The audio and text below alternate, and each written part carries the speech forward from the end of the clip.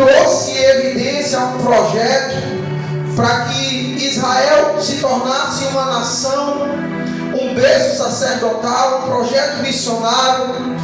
E Deus ele chama Abraão por meio de uma chamada, e Abraão obedece, e Deus ele vai aproximando, Deus vai trazendo, Deus vai colocando em evidência, pondo em prática tudo aquilo que estava no coração do Pai para aquela nação. Mas o povo, assim como nos dias de hoje, eles, quanto mais Deus chamava para perto, mais eles se distanciavam de Deus. E Deus vai renovando a aliança por meio de Isaac, de Jacó. E quando chega ali em José, aos 30 anos, Deus ele levanta aquele homem como governador, mas não para o seu mérito, não para o seu benefício, mas sim para que produzisse e que gerasse uma provisão para aquele projeto ao qual o Senhor havia planejado.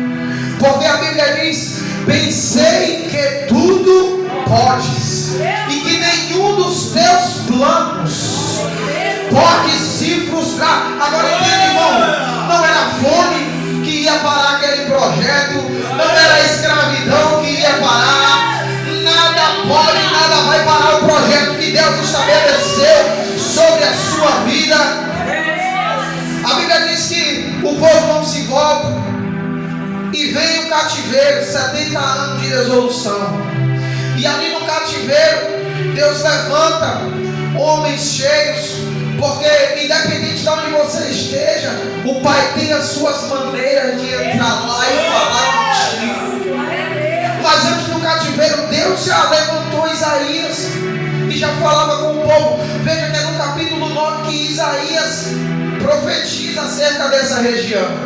Que dessa região desacreditada, no meio desse povo pobre, no meio desse povo humilde, sem perspectiva, sem fulgor espiritual, sem forma no meio desse povo onde ninguém dava nada, Deus ia levantar uma luz que iluminaria toda a humanidade.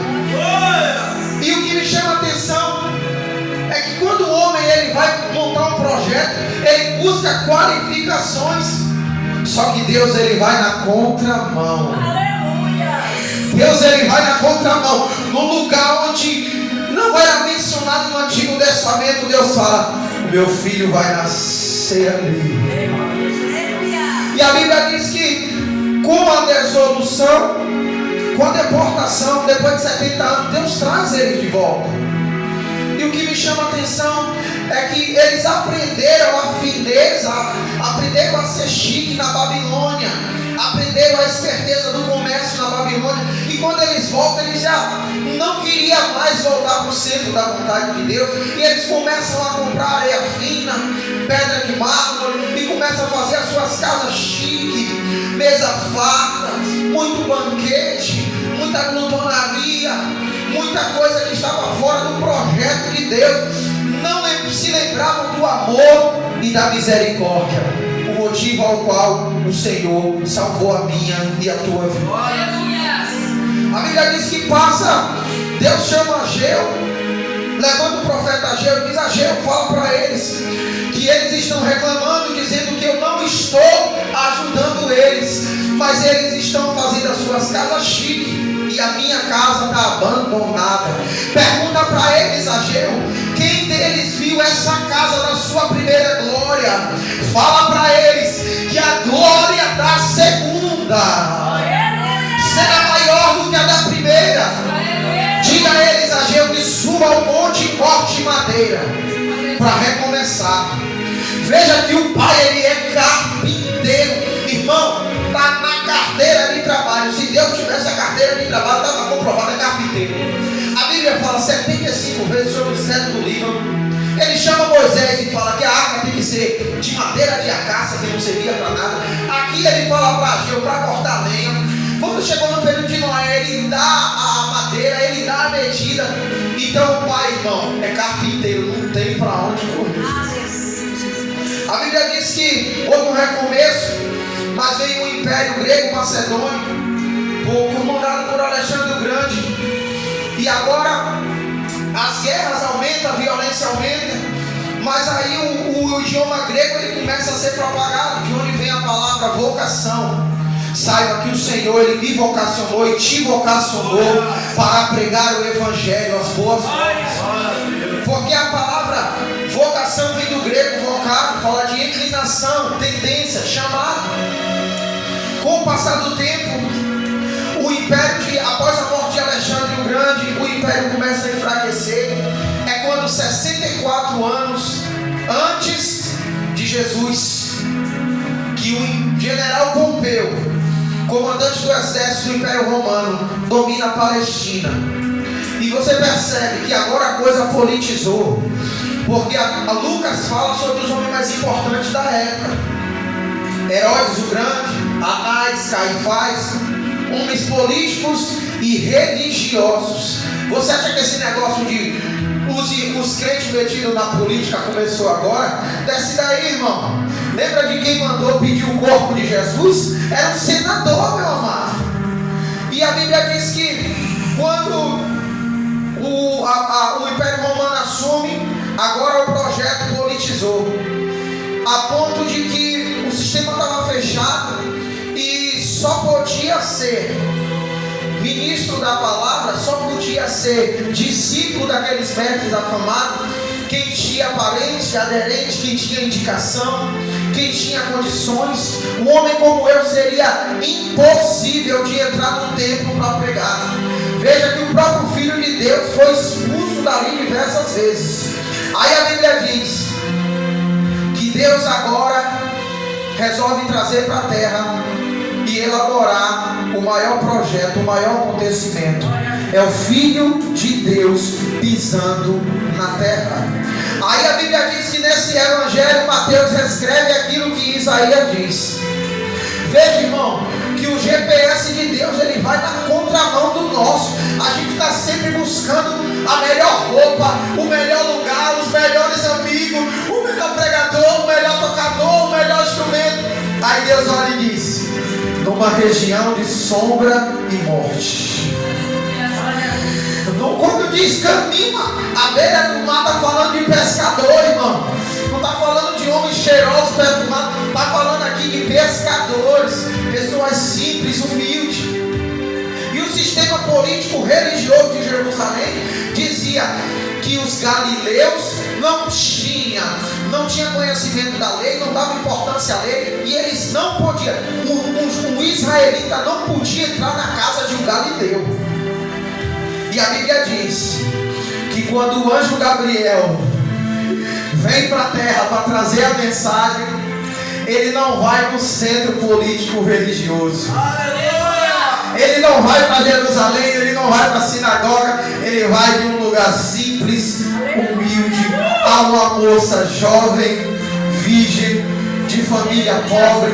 E quando o anjo Gabriel aparece, ele diz: salve, salve, agraciado, o Senhor teu Deus é contigo.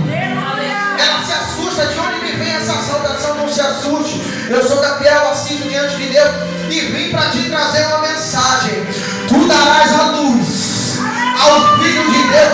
Veja que ela diz: mas como assim? Eu sou moça virgem, eu sou noiva e adultério, a lei vai me matar. Não se preocupe, a sombra do Espírito Santo descerá sobre ti, e o ente santo que será gerado no teu ventre será chamado Filho do Altíssimo, e ele salvará o povo dos seus pecados. Veja que no primeiro momento ela questiona, porque tem coisas que Deus quer fazer na nossa vida que a gente não entende, a gente questiona. Mas, irmão, se Deus mandou, se Deus falou que vai fazer, descansa. Porque ele não é homem para que minta, nem filho do homem para que se arrependa. E o que me chama a atenção é que quando Gabriel diz para ela: Maria, tu não tem uma prima chamada Isabel nas montanhas da Judéia? Sim, ela não é estéril. Para que tu saiba que nada é impossível para Deus. Já está grávida ao 6º mês. É onde entra o menino que vem para preparar o caminho. Quando Maria chega até lá, irmão, a criança já salta no ventre. Há quem diga que João Batista era pentecostal, era cheio do poder de Deus desde o ventre. menino já estava no manto, no movimento, no mistério. Agora entende, irmão. Quando Jesus nasce, quando a notícia chega a Herodes, ele intenta uma perseguição, porque o menino me chamou a atenção, porque Jesus acabou de abrir os olhos e já era uma ameaça política, religiosa. O homem mais importante, Herodes o Grande, ele já estava preocupado com o bebezinho. Irmão, esse homem, ele tinha noção de quem acabou de nascer. Porque tem gente que andou com Jesus, mas não sabe quem Jesus é, duvida da capacidade e do poder de Deus. Mas o inimigo, o adversário, ele já sabia. Opa, nasceu na terra, o grandão da Galileia, é filho de Deus. Nós vamos ter que parar esse projeto, se preciso for. Vai morrer 5.000 crianças, mas esse menino não pode crescer, porque ele... agora eu vi. Veja que quando o menino foge para o Egito e volta, a Bíblia não relata sobre a infância de Jesus. Quando ele aparece aos 12 anos de idade, ele estava no lugar certo. Para os pais ele se perdeu, mas na ótica do pai ele estava no lugar certo, na hora certa, no ritual do Bar Mitzvah. Aos 12 anos a criança é colocada frente a frente com os peritos para ser interrogado, sabatinado, se tem conhecimento da lei. E Jesus soprava na lata dos peritos. Jesus só respondia que eles ficaram com o queixo caído, a ponto de dizer: de onde é esse menino, meu Deus? Quando disseram é de Nazaré, abafa. Daquela região não vem nada que preste, irmão. Abafa. É de Nazaré, não serve. A Bíblia diz que ele habita naquela região de sombra e morte. E Jesus vai crescendo na graça, não conhece. 17 anos no anonimato. 17 anos. A Bíblia não relata, pastor. Nem os historiadores não falam nada sobre esse período. Aí quando chega aos 29 anos de idade, irmão, que a Bíblia diz que não há nada em oculto que não venha a ser revelado. E a Bíblia diz também que há um tempo determinado para todas as coisas. Com 29 anos de idade, a luz começou a brilhar. Eu não sei quanto tempo você está esperando para o milagre acontecer, para se concretizar aquilo que Deus falou que vai fazer na sua vida. Mas tão certo como o sol nasce todos os dias, se Ele falou que vai fazer, meu Deus. A Bíblia diz que o Espírito Santo conduz Jesus até o Jordão. E o que me chama a atenção é que João Batista era um pastor que não era seguido nem pela sua própria família. Porque com a mensagem daquela, irmão, a geração Nutella não seguia ele de jeito nenhum. A pregação do homem era pegava leve.